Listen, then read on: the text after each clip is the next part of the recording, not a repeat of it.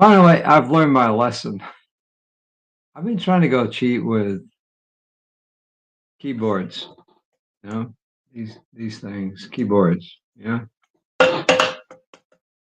it's been frustrating because yeah, they were cheap, and the reviews are really good, but they just weren't working properly. So I've reverted back to one that works with the system. And I guess I should have taken notes of the reading for today before I get involved in all that, which is pretty simple. It's be still and know. Be still and know. And here we are. The first quote is from the Hebrew Scriptures. It used to be called the Old Testament, but now it's called the Hebrew Scriptures. And it's from Psalm 46:10. It's 46:10. Be still and know that I am God. Be still and know that I am God. It's a pretty well known quote.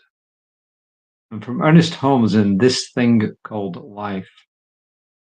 As you sense this inner stillness, you will feel the power moving out into action in everything you think. Have absolute faith that it will do this, and you will not be disappointed. So that's Ernest Holmes, This Thing Called Life. And this is Eugene Holden. He says, yesterday we discussed how to experience peace in the stillness or stillness in the peace. It's really all the same thing. And he says, either way, it works. Then he says, today let's talk about what we gain from being in the stillness. Psalm 46:10 instructs us to be still and know God. What is powerful about this instruction is that we can use it to know anything. For example, be still and to know I am peace. Or be still and to know I am healthy. Whatever it is we desire, it's a good idea to find a space in our home, sit down, take a couple of deep breaths, and then be still and know whatever your desire is. This is a great exercise in manifesting your desire. If you desire to be in a loving relationship, be still and know that you are loved. If you desire to experience health, be still and know that you are in perfect health. The divine expresses and creates through you. You are the channel through which God lives, moves, and has its being. He ends by saying, now let's take this one step further. This may seem a little difficult to grasp, but in that place of stillness, feel these words as being true. Be still and know that I am God. That I am is you. So just to clear up any misunderstanding, he's not saying, as I've repeated very often, he's not saying that you're the whole of God. He's saying you're an expression of the divine. You're an expression of the ground of all being. You're an expression of source, however you want to term it. And when I was reading this, and he was saying, yeah, be still and know this, for instance, he says, whatever you desire, it's a good idea to find a space, sit down, take a couple of deep breaths, and then be still and know what your desire is. And then he says, if you desire to be in a loving relationship, be still and know that you're loved. And he goes on, he gives several examples. And I was thinking, well, that's really only a part of the story, an incredibly important part, but it's only a part of the story. And then in the last paragraph, he filled in the blank, which is, feel these words as being true. So in other words, spiritual mind treatment, affirmative prayer, whatever you want to call it, is all about belief. It's about feeling and thought, or thought plus feeling.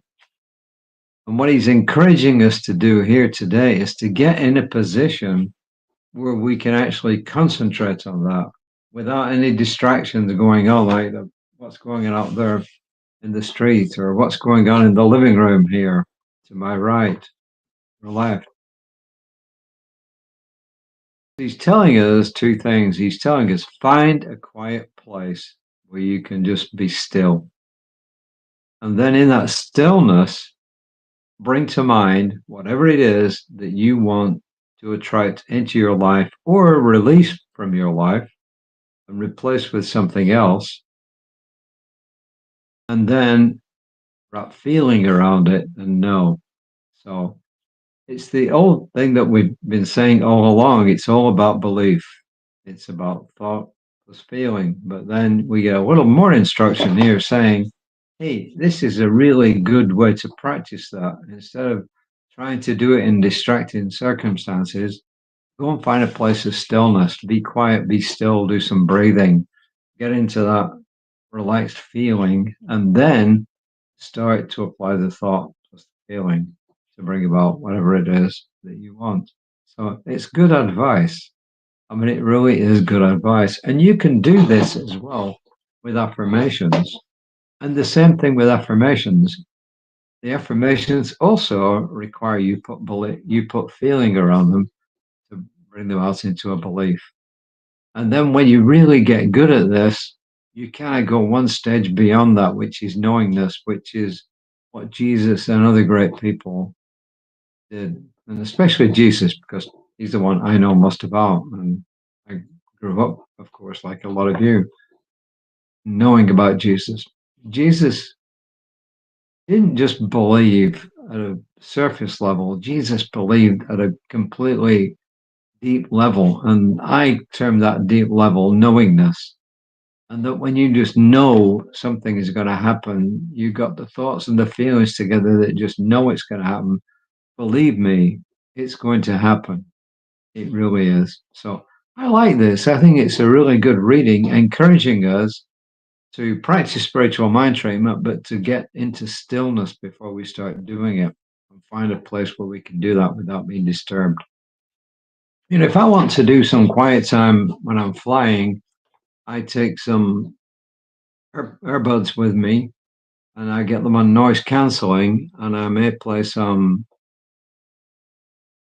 uplifting music, you know, some music that goes with meditation, some meditative music, and then I will get into that. Or I might just play some breathing, you know, someone leading me through a breathing exercise for 12, 16 minutes, something like that, to get into that stillness. So I think this is a really great reading. I think it's great advice all around. You can still join our class tonight. We have people joining, and if you want to join our class, the information is there. I'm not going to plug it anymore. It's going to be there. But what I will plug is tomorrow night is going to be our soul session. We're going to celebrate I don't know how many, 5, 6, maybe 7 figures out of Black history, because it's Black History Month. And then several of us will actually talk about, I mentioned it yesterday, several of us will talk about a person whom we have chosen. And then we'll be celebrating in that way. It's going to be at 7 o'clock. All you have to do is go to Creative Life Spiritual Center's Facebook page, and it will be broadcast live there. So that's it. Let me see. Oh, it being Wednesday tomorrow, you get 4 for that. How about this? You get 4 for the price of 1, all on Creative Life Spiritual Center's Facebook page. You get Reverend Lisa at 9:15 in the morning. You get Daniel Mercadal at 11:15 with a meditation. And then you get me somewhere around about 5 o'clock tomorrow evening. And then you get our soul session at 7 o'clock. Lots of stuff going on. And there actually is a book study going on as well. Every day of the week, we have something going on. Our book studies occur on Mondays and Wednesdays. We have Philosophy Friday. And then, as I said, Reverend Lisa and I read every day, 7 days a week. And Daniel Mercadal comes on 1 day a week, Wednesday, midday-ish. And we have our service on Sunday. So we We've always got lots of stuff going on. Until next time, please take care of yourselves. Namaste.